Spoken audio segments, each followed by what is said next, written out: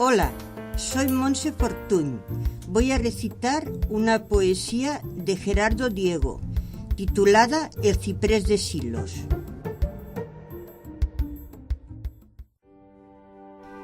Enhiesto surtidor de sombra y sueño, que acongojas el cielo con tu lanza, chorro que a las estrellas casi alcanza, devanado a sí mismo en loco empeño, mástil de soledad, prodigio isleño, flecha de fe, saeta de esperanza, hoy llego a ti, riberas de la Arlanza, peregrina al azar, mi alma sin dueño.